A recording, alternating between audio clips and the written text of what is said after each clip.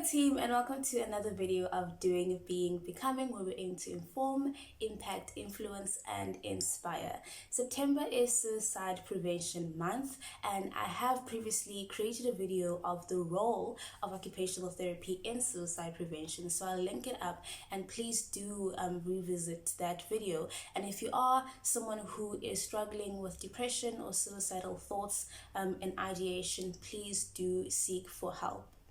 In this video, I want to revisit the role of occupational therapy in psychiatry, and I really think this is an important area to visit because for someone like myself, it may seem obvious, but I have received quite a few questions asking about the role of occupational therapy in psychiatry or mental health, especially considering that it is OT week coming up soon. So if this is something that you are wondering on what does occupational therapy do in a mental health setting, then keep watching. Okay, so I think we should start off by just redefining again what occupational therapy is.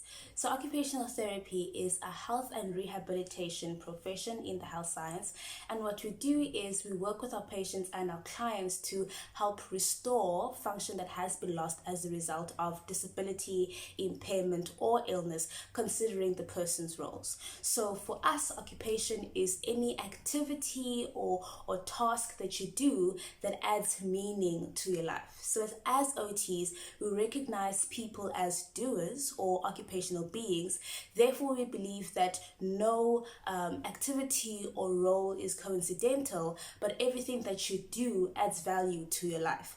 Therefore, when something happens that creates a disruption in you being able to perform the activities and roles that are meaningful to you or that you normally do, there becomes a breakdown, a frustration, a crushing of the spirit, and this then leads to illness or an aggravation of the already provided diagnosis, and this is where we come in. To understand the impact of any illness on an individual, we first need to look at their occupational performance areas prior to the injury, especially taking into consideration the developmental age and stage. And occupational performance areas are categories of routines, tasks, and subtasks that a person needs to fulfill in order to accomplish their occupational performance roles. And these categories are activities of daily living, instrumental activities of daily living, work, play, leisure, education, social participation, as well as rest and sleep. So in order for us to understand the relevance of occupational therapy, it then becomes important for us to understand how mental illness affects these different occupational performance areas. So when we talk about mental illness, there are different kinds. You have mood disorders such as depression and bipolar mood disorder. You have anxiety disorders such as generalized anxiety disorder, social anxiety disorder and phobias. You have PTSD. You have personality disorders such as borderline personality disorder or antisocial personality disorder. You have eating disorders such as binging and purging, anorexia nervosa, or bulimia nervosa. You have psychotic disorders such as schizophrenia, and we can also add to that substance use disorders. Take for example someone with depression whose motivation or capacity for the activities of daily living is partially or wholly affected. So them showering, brushing their teeth, making their bed, grooming in general is affected, and this can affect how they present themselves to other people because of hygiene, or not being able to carry out activities of daily living can then also make it challenging to be able to perform anything further than that.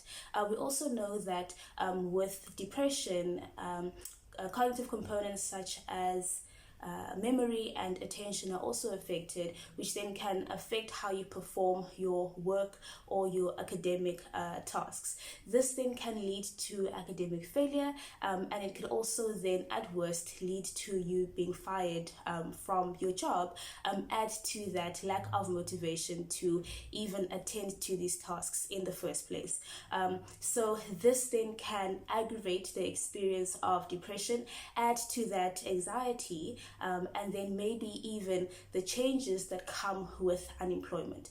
We also know that people with depression tend to isolate themselves from other people, and this then affects your social participation, occupational performance area, and this is where us as OTs come in. It's also important to remember that mental health fallout is not only unique to people who have mental illnesses as the primary diagnosis, but people who have received other primary diagnoses are also susceptible to experiencing mental health fallout as a result of the consequences of living with that diagnosis. For example, someone who has sustained a stroke or a hand injury or an amputation, it is very common for this person to experience symptoms of mental illness or even then be diagnosed with a mental illness as a result of living and working through this injury. So, coming to the point then, what is OT's role in psychiatry or mental health? Remember that OT's role in any setting is to restore function that has been lost as a result of an illness, impairment, or injury, and that is no different in a mental health or psychiatry setting. So at best, we help individuals affected or living with mental illness get back to their routines, and we help them to fulfill their life roles and functions that have been lost as a result of mental illness. And this can be done through a variety of ways, which can include goal setting, making adaptations, and finding new ways of performing these life roles and functions. Or sometimes it even includes taking up new occupations or activities or hobbies. It could be maintaining current competencies and capabilities to prevent further loss of function, reality orientation when it comes to psychotic disorders, or scheduling and routining when it comes to dealing with depression or anxiety disorders. The approach should really be different based on the diagnosis suffered and what the therapeutic goal is. But I do hope that this answers most of the questions on what the role of occupational therapy is when it comes to psychiatry and mental health. And if you do have a friend who has similar questions, please don't hesitate to forward this video to them. But until the next video, O team, continue to do the best to do, be, and become.